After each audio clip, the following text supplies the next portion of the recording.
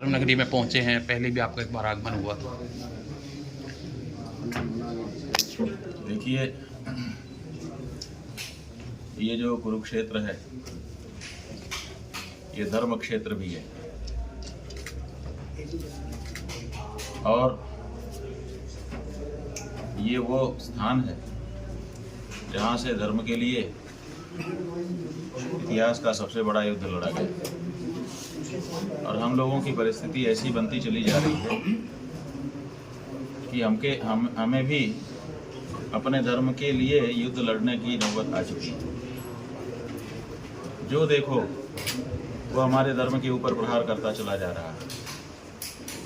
यहाँ तक कि जिसको हम गाय को माँ कहते हैं, हमारी माँ को काट काट करके बेचा जा रहा है। और ये भी कहा जा रहा है कि जो बेचने वाले हैं कोई पराये नहीं है, तुम्हारे ही।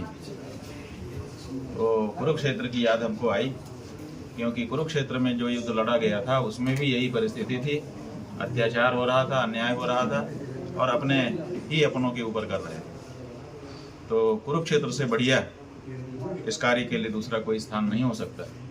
इसीलिए हम लोगों ने सोचा कि कुरुक्षेत्र चलें। अब यहाँ कुरुक्षेत्र रह करके कल दिल्ली जाएंगे और वहाँ पर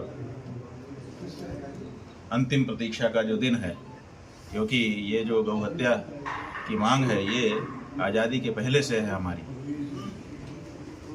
सब नेताओं ने उस समय भी कहा था कि आज़ादी मिलते ही कलम की पहली लिखावट गाय के बारे में लिखी जाएगी, लेकिन लिखी नहीं गई।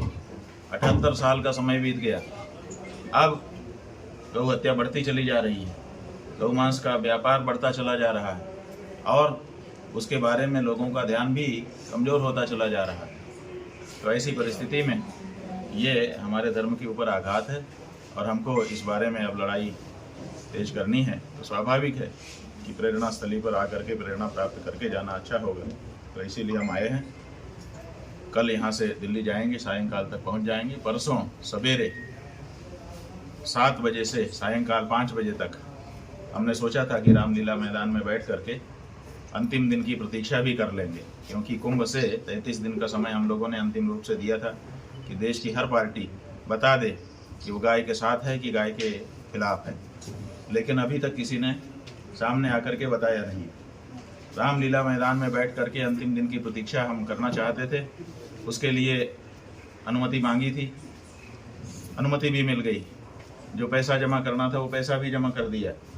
टेंट हाउस, लाइट, माइक सबका इंतजाम भी हो गया। उसके बाद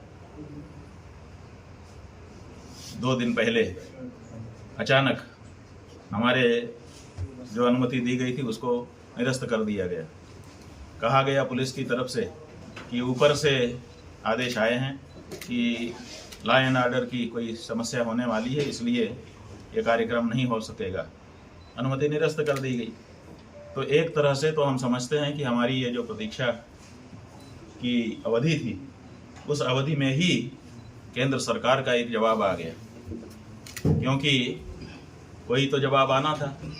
तो ये जो हम वहाँ पर बैठ करके प्रतीक्षा करने वाले थे, इस प्रतीक्षा को भी ना करने देने का ये उपक्रम बना दिया गया कि वहाँ जो अनुमति मिली थी, अनुमति देने के पहले ही वहाँ पर पुलिस और जो ट्रैफिक है और दूसरे जो संबंधित विभाग हैं वो अध्ययन कर लेते हैं, तभी वो देते हैं। तो उन्होंने सब अध्ययन करके ही अनुमति दी थी। उसके बाद भी निरस्तीकरण का आदेश आने का मतलब है कि केंद्र सरकार ने इसी माध्यम से ये प्रकारांतर से बता दिया कि गाय की बात करने वाले को हम बैठने ही नहीं देंगे।